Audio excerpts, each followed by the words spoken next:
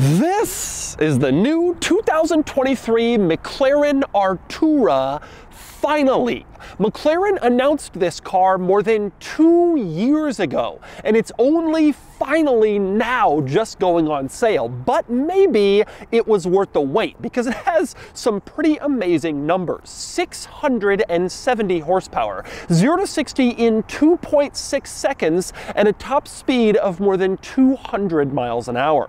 It also has a starting price around $240,000, and today I'm going to review the new McLaren Artura and show you all of its quirks and features. Before I get started, be sure to check out Cars and Bids, which is my enthusiast car auction website for cool cars from the modern era with free listings. You can list your cool car for free and auction it on Cars and Bids. And you should, because we've had some great sales lately, like this McLaren 720S, which sold for $260,000, this fantastic Ferrari F430, which brought just over $100,000, and this wonderful Lamborghini Gallardo Spider, which sold for just under $115,000. If you're looking to buy or sell a cool enthusiast car from the modern era, the 1980s and up, Cars and Bids is the place to do it. With daily auctions, great selection, and free listings, check it out at carsandbids.com. All right, I'm going to start the quirks and features of the mighty McLaren Artura with a little overview of exactly what this is, because it might be confusing. McLaren's had the 570S, the 650S, the 720S, and now there's the Artura, completely different naming directions. So where does it fit in? Well, McLaren swears that this is not a replacement for the 720S, which has been kind of their flagship supercar for the last few years. But the mid-engine exotic sports car 720S just went out of production, and the mid-engine exotic sports car Artura has just arrived, so you do the math. Although actually, I suspect McLaren plans to come out with another model kind of positioned higher than the Artura, and that will be the 720S replacement, and then this will be positioned lower as sort of the entry-level model. But I think if McLaren pursues that strategy, they're gonna have a bit of a difficult time because the numbers that this car puts down are absolutely phenomenal. So let's start with the powertrain. This has a twin-turbo hybrid V6, which is a big departure for McLaren recently. They've only had V8s in their cars for the last decade.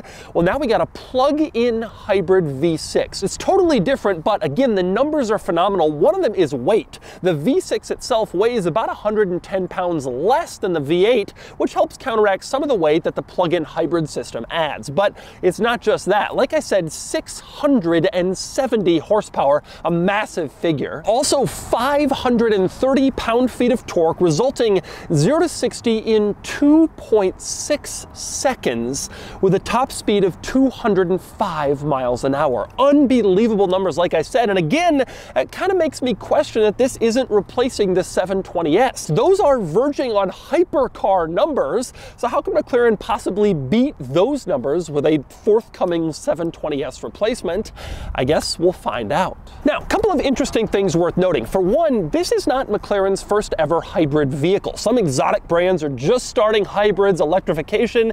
McLaren's been doing it for a while. Keep in mind, even the P1 was a plug-in hybrid, but this is McLaren's first ever series production plug-in hybrid model. So like a regular normal car as opposed to a limited production ultra car like the P1. The other interesting thing about the Artura is it's not all that expensive. Now, that sounds like a crazy thing to say, given the starting price of this car is around $235,000. And with options, I suspect most of these are going to come in the $260,000 to $290,000 range. Those are objectively crazy numbers, but compare it to rivals. The Lamborghini Huracan starts around $250,000, so it's more expensive, and that car is entering its ninth 9th or 10th model year, so it's getting old. This brand new car is cheaper. The Ferrari 296 GTB starts over $300,000, so even a well-equipped Artura won't hit the base price of a 296 GTB. And guess what? The Artura is faster than both of those cars. The Huracan, the 296 GTB are both tremendously fast, but this is faster, at least in terms of acceleration, and it's also cheaper. That's kind of always been McLaren's thing, the value proposition among exotic supercars, and the Artura continues that theme. So next up, let's talk Artura quirks and features, starting with getting inside. This is the key to a McLaren Artura. You can see it has 3 buttons. There's the lock button, which of course locks it. There's the trunk button, which has an image of the car that's actually shaped like the Artura, which is kind of cool.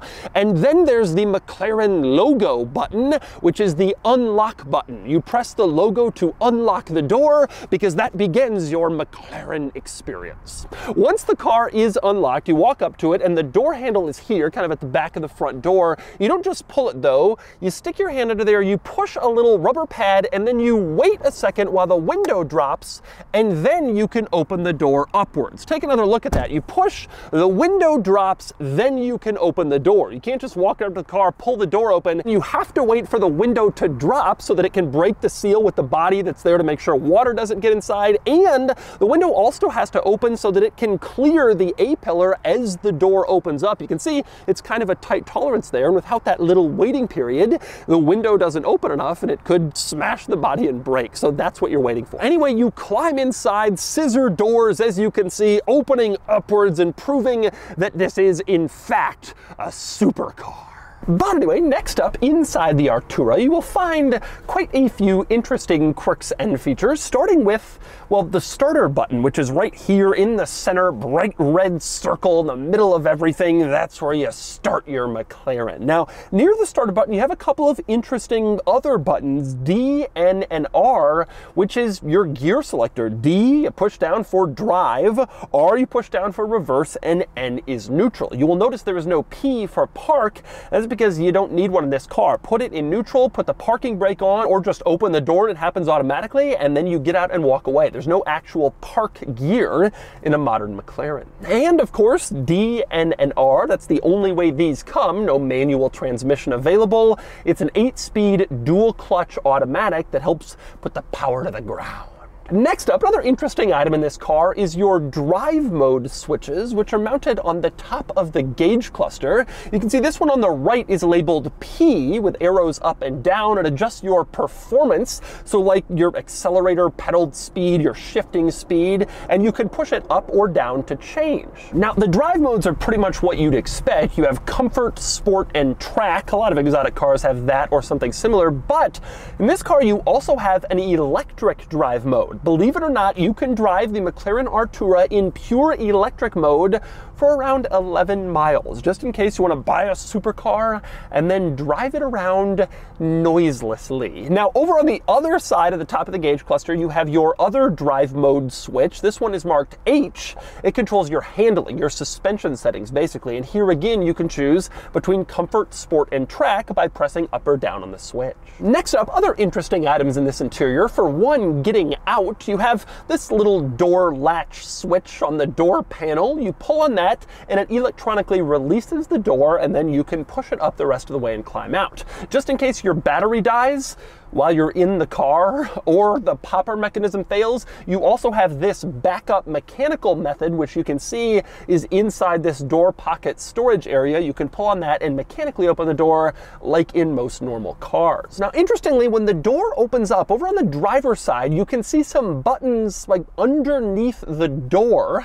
Those are unusual. One of them turns on tow mode. So if you're going to tow this car, you put it in tow mode, and I guess that makes it easier to, well, tow. The other one turns off the interior motion sensor. So when you lock the doors in this car, in most cars, there's a motion sensor, and if it detects movement, the alarm will go off. If for whatever reason you want to turn that off, if you're parking the car on a windy day with the windows down, or you don't want stuff blowing around setting off your alarm, you can turn that off with that other button under the driver's door. By the way, interesting to see a door pocket storage area in a car with doors that go up, because if you put something in there, the door goes up, it will probably fall out. But it's nice to have that little extra practicality in this car, and in fact, you have some decent storage in here. The center console you can see is very thin, but open it up, and you do have a little storage compartment in there where you can, well, store stuff. You also have extra storage behind the seats. You can see this carpeted shelf back here you can put stuff on, although there is a warning label telling you not to do precisely that, but let's be honest, you could if you had to. Another interesting storage compartment location is the front of the seats. There's a little pouch here where you can stick little items in case you want to store them. Maybe your license, registration, other paperwork can go in that little compartment. You also have little storage pockets on either side of the gear selector buttons in the center console. Not very large, but big enough for maybe like a pen, and you have cup holders in this car, and in fact 2 of them, one sort of under the dashboard in the back and another one right in the middle between the seats. Cup holders in a supercar. All of this storage is nice to have because you don't get a glove box in the Artura. One storage related drawback, but you do have all the rest of this stuff. But anyway, next up in this interior, another interesting item is the infotainment screen, which is mounted vertically and kind of sticks off the dashboard and it's angled towards the driver. You don't see too many vertical infotainment screens. Volvo does it, Ford does it in some of its vehicles, Chrysler in some of its vehicles, and that's about it. But anyway, McLaren does it in this car, and actually this is a surprisingly good infotainment system, which isn't something I'm used to saying about supercars. It's responsive to your touch, it does pretty much exactly what you'd expect it to, and it has some nice features. There's a navigation system built into this infotainment, which is actually very easy to use, also very responsive, pinch to zoom. It's quite simple and good for an exotic car. Frankly, for any car, it's nice to see. You also can control ambient lighting in here, so you can adjust the ambient lighting color in the interior, which is something you often see in luxury cars, Mercedes-Benz. Well, here it is in an exotic sports car. You have Apple CarPlay in this vehicle as well. Not wireless. You got to plug in your phone on a cord in the center console, but still CarPlay in an exotic car. Now, with that said, one drawback of the infotainment system is that it includes the climate controls. Usually I prefer climate controls to be physical buttons since you're kind of pressing them all the time rather than going into a menu in a screen. But at least here they've made it charming. You can see the diagrams allow you to select where the airflow is are race car drivers, not just generic people or parts of an interior, but little race car drivers, and you can tap them to direct the air, which adds to the fun of the whole thing. When you have something like that, I can kind of overlook the climate controls in the screen. And you have the nice feature of a top-down 360-degree camera system, which is really fantastic to have, especially in an exotic car. You're low, your visibility lines aren't that great. You look at the camera system and you can figure out exactly where you are. It makes this car very easy to maneuver in like a tight space in your garage with your car collection, you're moving stuff around. That camera is helpful, and it's particularly helpful in this car because the backup camera is integrated into the gauge cluster, and that's fine, but it's not great in like hand over hand, like parallel parking, because the steering wheel is often blocking the backup camera while you're backing up, so it's not the easiest thing to see. It's nice to have that 360 camera in the center to supplement it. Also, one other interesting item worth noting in the infotainment system, seat memory is located in here. You go to driving positions, and this is where your seat memory is, which is actually kind of useful. If you have like a certain driving position for the racetrack and another one for just normal driving, it could be nice to have seat memory in your supercar, and this one does. But let's go back to that gauge cluster for a second, because there's a lot of interesting things to talk about with that. For one thing, it moves with the steering wheel. It's directly behind the wheel, and when you move the wheel up or down for a better comfortable seating position, the cluster moves with it as well, which is pretty well designed. Another cool feature of this infotainment screen is that the left portion of this screen can scroll through various different important items you might want to see. Like, it'll show you your phone, your Bluetooth, it'll show you the media, the track that you're listening to right now. It'll even show you a navigation system map, which is very impressive. You almost never see that in the gauge clusters of exotic cars, but it's here in the Artura. I wish you could do more full screen configurability, but having that configurable left panel is better than what I'd see in basically every other exotic car here in the Artura. Now, over on the right side of this gauge cluster screen, you can see two like bar graphs. The one on the right shows shows your fuel range and the amount of fuel you have left. The one on the left shows your battery range and the amount of battery you have left. The battery range is more important in this car than you might think, in part because all reversing is done with the electric motor. And that means if you run out of battery charge, you cannot reverse in the McLaren Artura. Yes, that is true. Now, fortunately, as you drive along, this car charges its battery, and all of the drive modes will charge to different levels. Interestingly, you can actually adjust where you want to keep the charge. If you're in track mode, this car makes sure to keep the battery pretty much entirely charged so that it always has access to its full power. And you can see this little screen over on the left actually shows this arrow where the charging will kick in. If you're in comfort mode, it won't kick in charging until you're near the very bottom, depleting your battery, just to give you enough left in case you might have to, well, reverse. But that is a weird quirk of the Artura for sure. Now, despite all of this battery stuff, one important thing to mention is this car's not really all that heavy. It weighs in around 3,400, 3,450 pounds, which makes it lighter than the Lamborghini Huracan and the Ferrari 296 GTB, despite being a plug-in hybrid with batteries and all this electrical stuff. It ends up lighter than those cars, which is quite impressive. And in addition to that surprisingly low curb weight, including all the electrical and hybrid components, it also includes some pretty nice luxuries. For instance, this car has adaptive cruise control, not just regular cruise control, but adaptive. It'll slow down and speed up with traffic like most luxury cars in your relatively light McLaren. This particular car also has an axle lifter. So you press this button to the left of the steering wheel, and then instantly your front end lifts up so you can clear stuff. Nice to have, but it adds weight, and yet it still doesn't make this car too heavy. And next we move on to the front trunk in the Artura, which has a couple of interesting quirks and features. One is certainly getting in. Two ways to access the front trunk. You can press the front trunk button on the key fob, which I've already showed you, or there's a button inside to the left of the steering wheel near the axle lift. You can press that. Both of them will open up the front trunk. The cool thing is, in this car, once the front trunk is popped open, you don't have a little latch under here you have to press in order to open it all the way. You just stick your hand in and open it up. That's different from basically every other exotic sports car with a front trunk where you got to kind of fiddle around under here.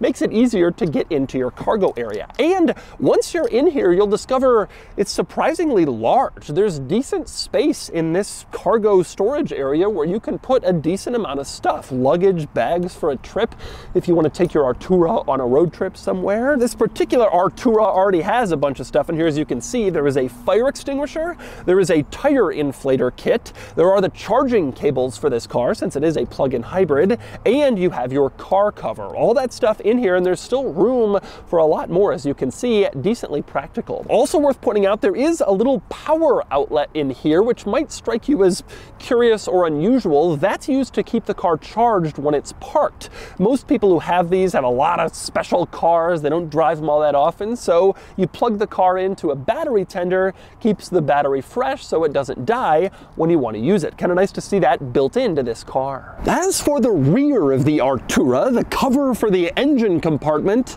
well, it doesn't open. You're not able to actually get back here and open this engine compartment lid so you can look at your glorious V6. That's how it is in other McLaren models too. The only thing that opens back here is this little flap that opens to allow you to add fluids when necessary, but that's all the access you get to the powertrain in this car. Best to leave that stuff to professionals. Now, despite that, there are still a few interesting quirks and features back here. An obvious one is, well, all of the holes. You can see a lot of them on the rear lid back here. Obviously, these are here for heat dissipation because the engine is under here and it gets hot. And you can see even more of them on this massive rear grille that basically stretches the entire width of the car. Again, there to get heat out of the engine bay and let things breathe a little bit back here. Now, you can also see in the back you have the exhaust mounted front and center, two of them right in the middle, pretty high up. The exhaust in the Artura.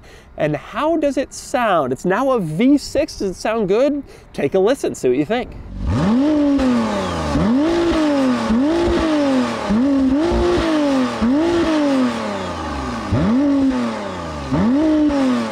And finally, finally, we move on to a few exterior quirks and features of the Artura, starting with the design, the style, which I have to say, it's fine. There's this general feeling that all McLarens kind of look the same, and here McLaren comes out with a totally new car, totally new powertrain, totally new everything, and they make it, well, look the same. It definitely is McLaren looking. The air intake on the side is shaped like all the other McLaren models. The general silhouette looks like a McLaren, but it just doesn't look special or different or crazy or interesting. Frankly, I think it looks just a little generic and not, well, daring enough. But then again, you make a daring car and people call it ugly, so maybe this is what they decided to do instead. Now, worth pointing out, one interesting thing about this car is there's two fuel doors. You can see one over on the passenger side right here, and then you go to the driver's side and there's another one, which is of course the charge port door, because this is a plug-in hybrid, and so that's where you charge up the battery, and the other side is where you actually fill it with fuel. The only other interesting exterior item that I can see is that it's badged as McLaren and then Artura. Rather than just saying the brand name like so many exotic cars do, this one says the model also, so you can be sure exactly which McLaren you're looking at in case you're confused. The name of this car itself is kind of unusual since McLaren has done so many numbers and letters, 720S, 675 LT, blah, blah, and now it's Artura, and the badge shows that just to make sure you know what you're looking at. All right, driving the McLaren Artura. Now, this car has been rather controversial for a few reasons. The styling is generally viewed as a little generic, which I don't think most people care about if the rest of the car can deliver, but for the last 2 years, it hasn't. McLaren announced this car, they kind of benchmarked the exotic sports cars that existed 2 years ago, and then we didn't hear anything for the last 2 years. And it's like, all right, where's the Artura? The answer is, apparently, that the Artura is here, finally. After such a long wait, they have delivered this car, and it seems quite impressive. Except, of course, for the other controversial thing about this car, which is the V6. A V6 in a car like this, how could it possibly be? Well, all right, I'm gonna floor it.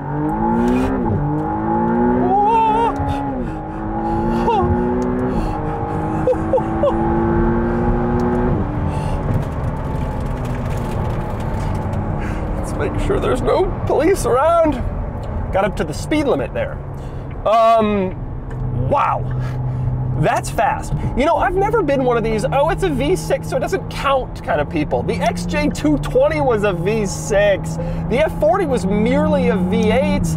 And of course, we know what happened with the new Ford GT, which has gotten a lot of complaints for it being only a V6 from people who haven't really driven the car. This is an impressive vehicle. A seriously, I mean,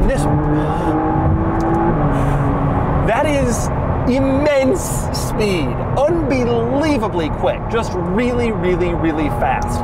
And so I think anybody who's complaining about the V6 situation, you're just wrong. It feels faster than not only V8 McLarens in the past, but also other exotic supercars. I've driven them all, Huracan, et cetera, et cetera. This is faster. It feels faster. It is faster. And then there's the steering and handling. I only got the chance to have fun with this car for about 24 hours, a little longer. But oh my God, the steering is just tremendous. This is one of the quickest cars to change direction that I have ever been in. When you move the steering wheel even the littlest bit, it's just gone. It is so precise, so incredibly, incredibly fast. It's interesting because I just drove the Ferrari 360 Challenge Stradale, which was like the most precise, best handling car of its era. And it's amazing in 20 years how much further things have come. It is hard to believe cars can really get this much more precise from the perspective of steering feel. It darts around in a way that is honestly difficult to explain to people who have never experienced a car like this. Now, I want to make the point here that I'm not exactly McLaren's biggest fan. I've posted some videos talking about how their cars all look the same, how they have way too many special models, the lineup is confusing, all that stuff. But sitting here driving this car, I am a fan of this car regardless of the fact that it's a McLaren or whatever. It doesn't matter. This drives really well. And it's even more impressive when you consider that the sticker price of this one is probably about $260, $270. A 296 GTB starts like $320. Huracans, base Huracans are still $250, like I said, but really they're primarily manufacturing crazy STOs and things like that that are all way, way crazier money, $400,000. Getting this car at this price point is really impressive. Now, like all McLarens, they will overproduce this car, so resale value will not be strong, and they're gonna start coming out with special versions of this car basically tomorrow, and so that will also hurt the resale of this particular one. But from a driving perspective, not thinking about the market, not thinking about the brand name, from a driving perspective, it's amazing. And from a value perspective, it's tremendous. And for a lot of people, that's just what they're looking for, plus something that looks cool, which this does. This kind of delivers hypercar performance at a non-hypercar price. It really is the bargain supercar right now. And it's fun to be behind the wheel of this car. Not necessarily fun to suffer the depreciation, but this thing's awesome. It just drives. Woo-hoo-wee! And so that's the new 2023 McLaren Artura. I have made fun of McLaren openly for how long it's taken them to get this car to market, and rightfully so. But now that it's here, it's pretty impressive. Incredible car with an amazing driving experience and some crazy numbers, and it's not really all that expensive when you compare it to rivals. It's pretty cool, and now it's time to give the McLaren Artura a DougScore. And the DougScore is here, 70 out of 100, which puts the McLaren Artura here against its rivals. The Artura does well, equaling important new rivals like the Huracan STO and McLaren's own 765 LT, but it doesn't quite beat out the Ferrari F8 and 488 and the more well-rounded Lamborghini Huracan Evo. I really love the Artura, but I'm a bit disappointed by the styling, as it seems just a little too generic, and frankly the same goes for the interior. The performance is as good as or better than basically every car on this list, but in this realm, people want style to back up the speed, and the Artura is just a little short in that department. It's still an amazing supercar though, and it's a lot of fun, especially at this price point.